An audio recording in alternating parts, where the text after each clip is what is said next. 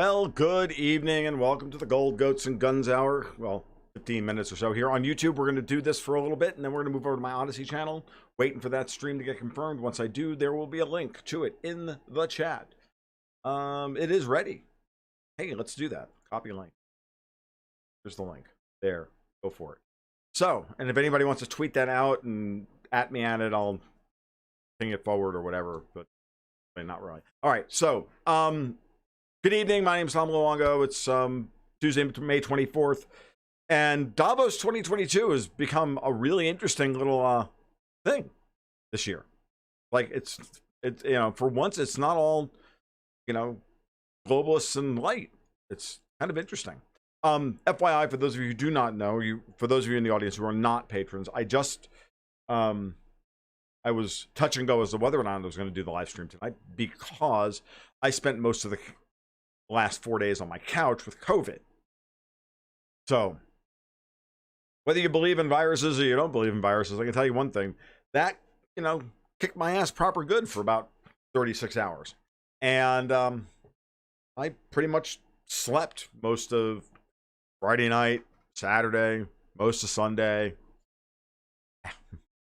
most of Monday. I did what I could. It was an interesting experience. It wasn't too awful or rotten. The worst thing about it for me actually was the fact that it was starting to hit me right as I was getting ready to leave. I was visiting a friend in South Florida, and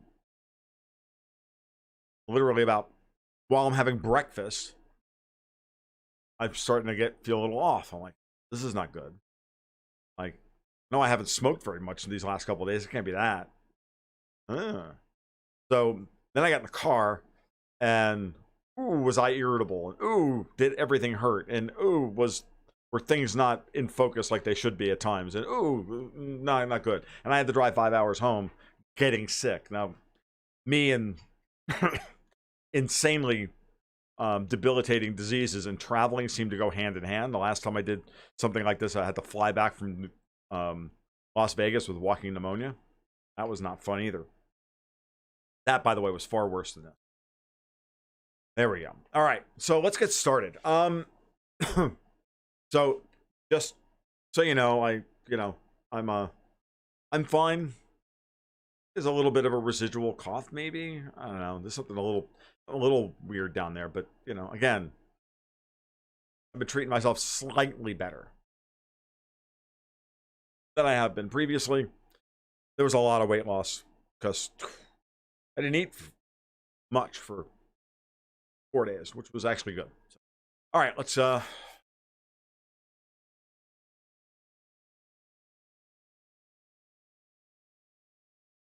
so here we are tonight. Let's deal with Davos and the issue going on between George Soros and Henry Kissinger. So, am I vaccinated? No. Do I normally fly when sick? No. Was I flying back from Las Vegas? What was I supposed to do? Stay in Vegas for a week while I got over walking pneumonia and cost my family $10,000? Fuck you. It was the flight that gave me fucking walking pneumonia on the way out there. So, there you go. All right. It is what it is. Yes, I am now vaccinated naturally the way people are supposed to be through the use of a highly tuned immune system. All right, let's move on. So, I noticed something in the last couple of days over at Davos. This morning, I wrote a post for my patrons over Patreon/GoldGoatsAndGuns talking about Henry Kissinger's speech yesterday, asking Davos very sincerely, it's time to sue for peace. And we're going to go into that in more detail when we go over to Odyssey in about 10 minutes.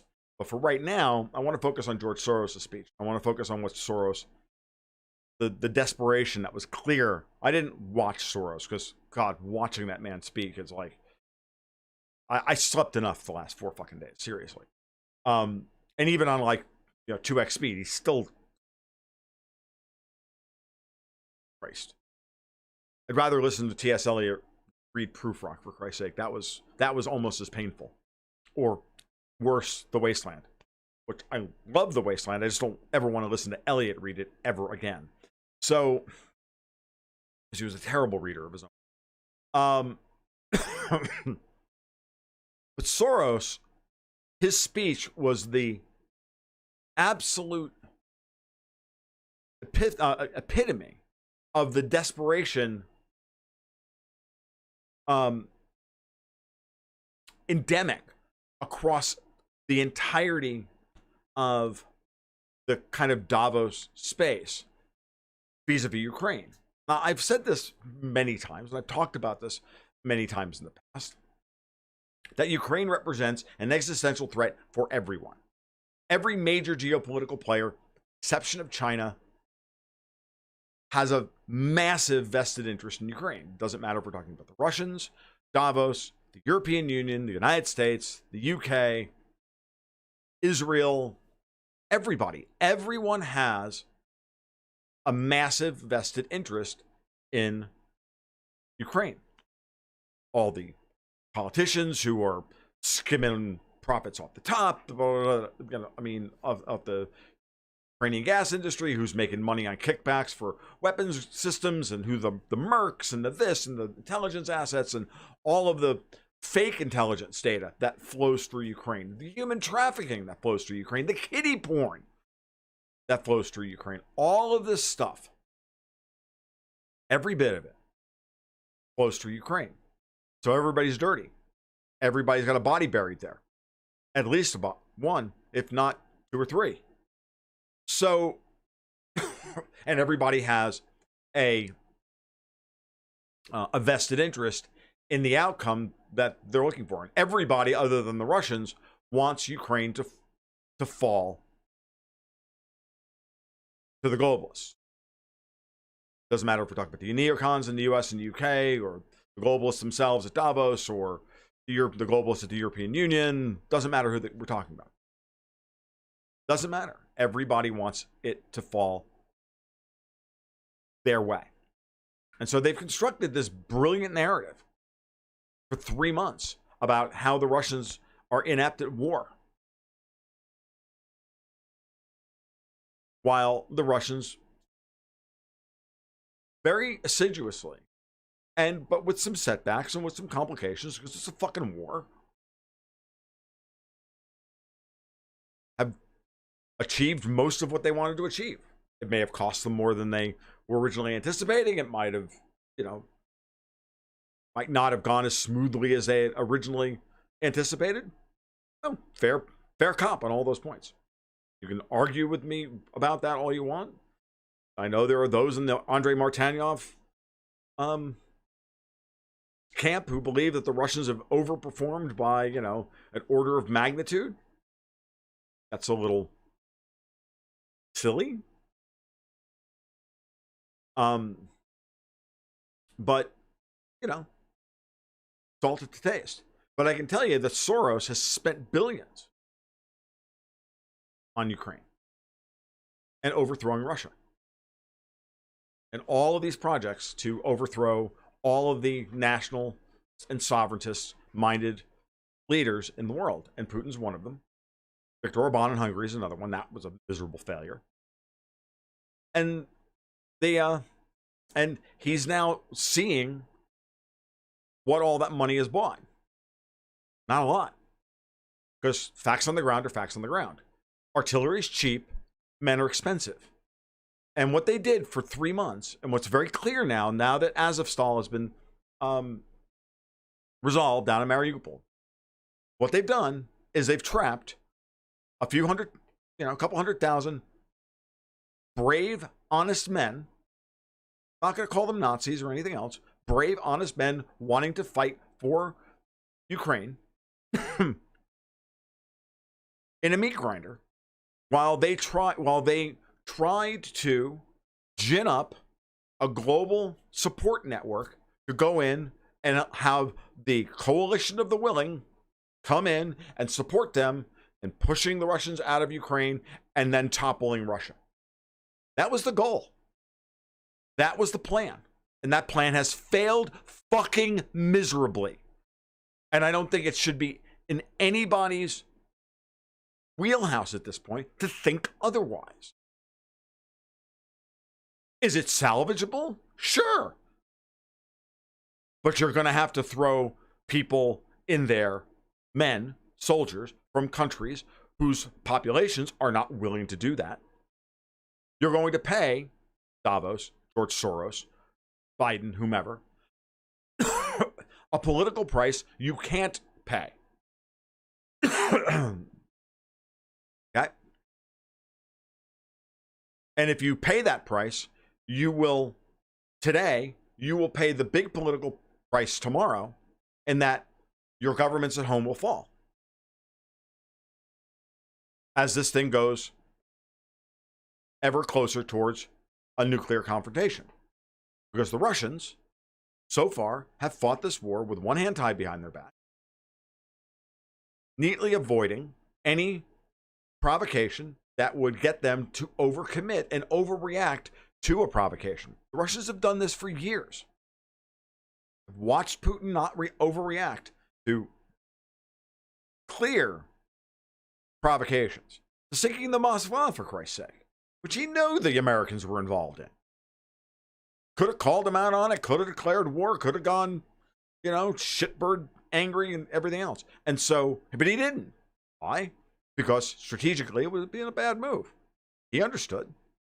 You're winning. Your opponent is trying to throw you off. He's trying to get you on tilt. So that's what we have. So when we fast forward to now, here we are in the third week of May at Davos. And Kissinger's looking at the situation going, guys, you've lost the Russians. You've thrown everything at them. You've stolen their money.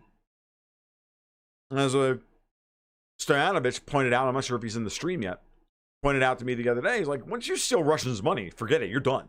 Like, they're not listening to you anymore. They're going to do what they want to do, and you're going to come to them with terms where they get their money back.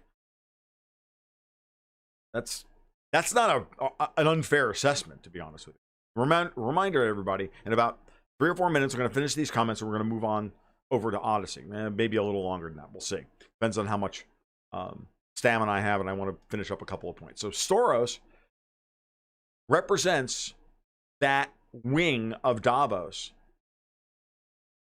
that has been empowered to construct the narrative and perpetuate the narrative that you've seen in the press for the last 3 months. The Russians are inept at war. The Ukrainians were valiantly defended Kiev and Kharkiv. Every time they take over an undefended hedgerow, oh, they're on their way to Moscow. And every time the Russians, wipe out $3 billion worth of freaking weapons with a precision missile strike that cost them $20,000. It was just some weapons. Like, it's fucking retarded the way this war has been sold. And there was nothing more telling to me than watching a very short video of a guy on the ground for the Daily Beast going, I don't know what everybody's saying, like, that the Ukrainians are winning. I see them going the other direction, and the Russian artillery keeps coming over and we keep having to retreat. And now they're retreating. Because once Azovstal fell, and the best trained and the best equipped troops all had to surrender, and their best commanders all surrendered, the men in the trenches are now going, I'm not charging up that hill.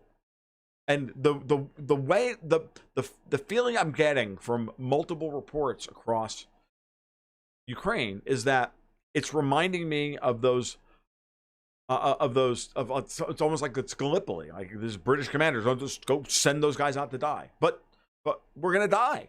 Doesn't matter. We have to do this. Like, there's a certain amount of mania that has set in, and that's what I saw from Soros's comments. because it's a manic response when he says something like, if we don't defend Ukraine, the concept of the open society will die and civilization itself will be destroyed if Russia wins. I mean, literally saying the Russians are anti-civilizational. Fuck you. You're sorry. Like, who are you? You're just some nouveau riche fucking asshole. You're a goddamn economic vampire. You're Hungarian, which is laudable. You know, I mean, you're a Jew. And, you know, what have you people ever built other than a building? I mean, seriously, have you built anything more than like one city? This is the problem I have. This is the problem I have when you have people who have this solipsistic view of their own heritage and everything else, and their heritage, their ideas, their wealth, their efficacy, their adequacy, you know, their effectiveness. You know, Soros thinks he's powerful because he made billions of dollars bankrupting countries, you know, having an inside trade and then using that to his advantage. And the reason he bankrupted the Bank of England is because he knew what was coming, because he had insider knowledge.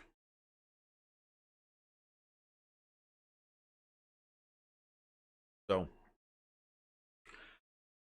nothing is going to give me more pleasure than watching that old fuck wind up penniless.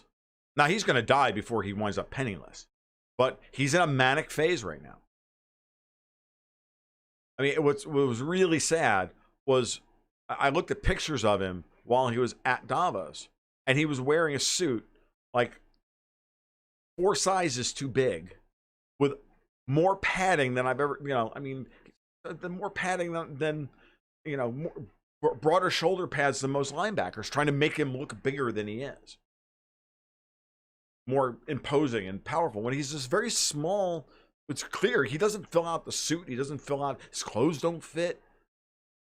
You know, dude, at the end of the day, no matter how much money you have, you're just a 90-year-old and fucking depends. Like, that, you know, needs a wet nurse. Like, fuck you.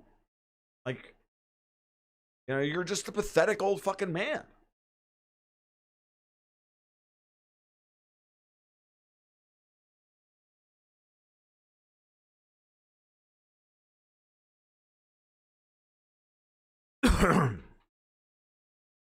Now, Soros's son, he's going to squander it all, because his dad is going to leave him with instructions on whether the son is a true believer. So the son, as the true believer, is going to continue to press his advantage, is going to continue to press and force his dad's wishes on people, and they're going to continue to issue orders well past the point where those orders would have any effectiveness. Just like Zelensky's been ordering these men to stand their ground, waiting for the world to come and help them, and it's not working. He's gone freaking manic. Same thing's going to happen to Alexander Soros. He's going to continue to issue orders to lieutenants and people who have been bought, who are his people, quote unquote, that he has compromat on and all the rest of it. And going to continue to issue orders that are going to make things worse, not better, because they don't know how to back down. They don't know how to regroup. They don't know how to play a real game. All they know how to do is double down and bully. This is what psychopaths and narcissists do. Kissinger, on the other hand, just a realpolitik.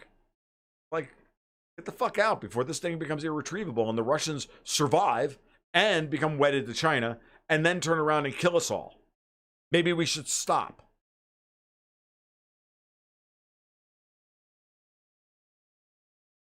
The only thing missing from this year's Davos was an actual cripple fight between these two old farts. That would have been hilarious. That would have been worth watching. All right, I'm moving over to Odyssey. Here's the link. We'll see you over there in a couple of minutes. And that'll do. You guys be well. You take care. We'll talk soon. Oh, talking like, you know,